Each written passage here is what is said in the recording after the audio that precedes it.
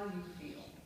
I mean, you can sit down and, you know, make all kinds of lists of pros and cons, but it is such a huge commitment, and having done it before and having obviously watched my husband do it, I know what it takes to not just run, as hard as that is, but what you're running for, why you're doing it, and what you hope you can bring to the country in terms of a vision about what we can do together.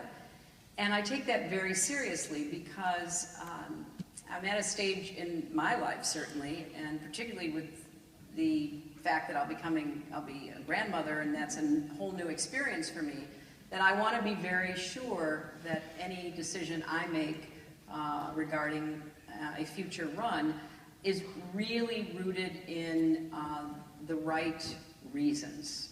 And one of those reasons would certainly be to advance the roles and opportunities of women and girls. But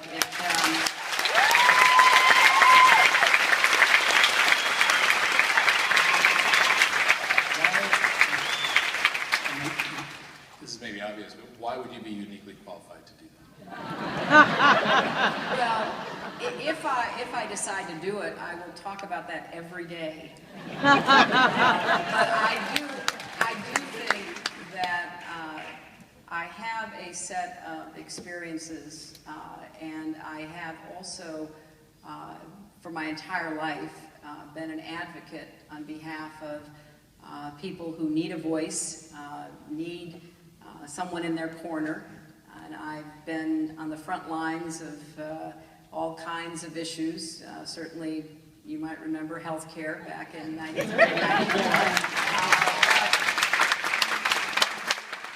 I know that I've been close enough that I know that I understand the pressures. I believe I have the skills and experience to do the job and do it well. But it's also so personal, since I want to be sure that it's truly, profoundly what I want to do. Because at the end of the day, when you make a tough decision or a hard choice, you have to feel like you're doing the best you can. That kind of takes you back to where you started in your personal life or in politics or your profession.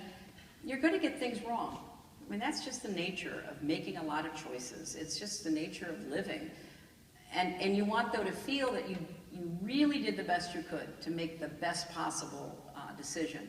And that's how I'm going at this. I want to get through and really fully experience becoming a grandmother without looking over anybody's shoulder, without looking at this, new life and wondering, what phone calls I have to make. I mean, I really want just to experience that. And then I want to help in these midterm elections. I mean, I feel so strongly that I would worry greatly about our country if, these elections don't go well, and if some of the people who are running, who proudly say they will go to Washington and never compromise, get elected. I think that's terrible for us. I mean, what we need are people of good faith who will actually listen to each other, not like some people who come here recently and basically So I want to sort all that out. And so I have some things to do before I can get to actually making that hard choice for myself. And the plane is gassed up, and the flight attendants are on the plane. I mean, can you really just say... There's been nothing. I mean, I have people all the time who stop me on the street, come to my book signings, and they'll say, where can I send a contribution? And I say, well, I'll give you a list of people who are actually running for office, and please send something to them, because they need it right now. There's nothing else to give to. If not you, who? Yeah. Oh, I don't know.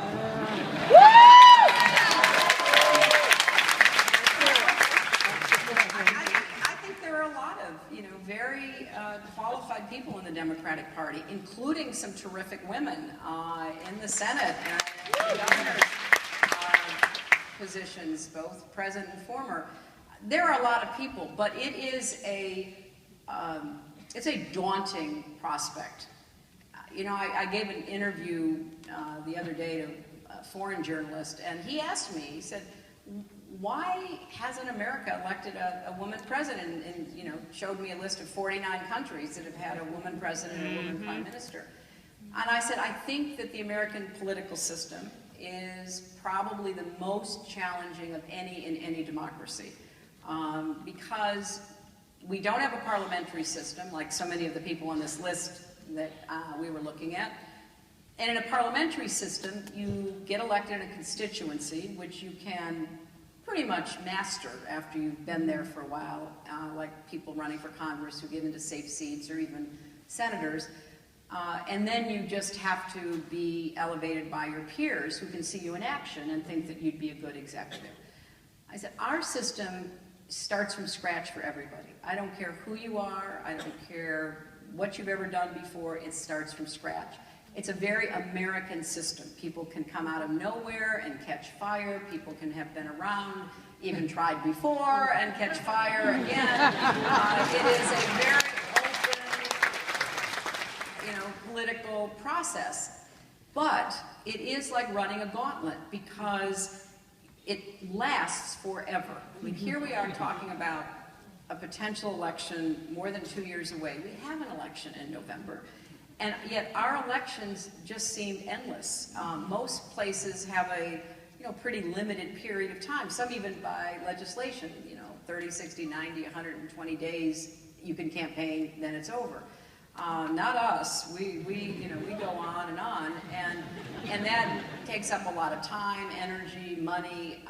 We have to raise all this money, and it's only gotten more incredible as time has gone on. You've got all this outside money that is now, thanks to the Supreme Court, out there being used against political candidates. Those were terrible decisions for democracy, in my opinion.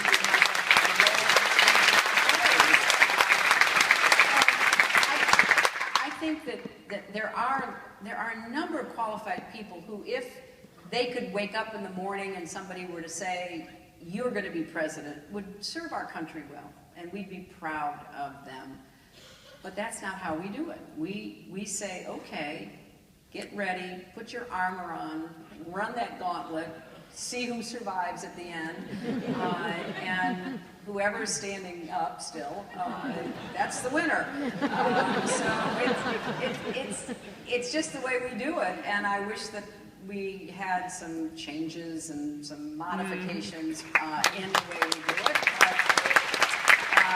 but that is not yet on the horizon. So at least this next presidential election will be even more expensive, more challenging, with even more voices out there, because you'll be analyzed, criticized, supported from so many different directions.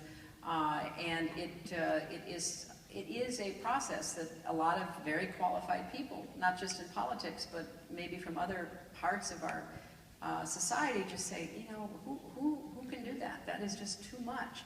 Now, there are a lot of people who get into it, I would argue, for reasons having to do with, their own personal desires, or, their ideology and the like. And, most of the time they get sorted out, but who knows? We've got these very powerful forces at work in our political process right now, and the only antidote to big money and ideology are voters. And people have to believe that they count. One of the most fascinating elections of my recent memory is what just happened in Mississippi. And you think about how an election where the momentum was on the other side was turned around by enlisting people who had not historically voted in a Republican primary to get out and vote. It's amazing. And so we still have a lot of corrective capacity. But if people don't vote, and if people let certain governments in our states make it harder for people to vote, there should be a mass outcry against doing what is being done to prevent people from voting.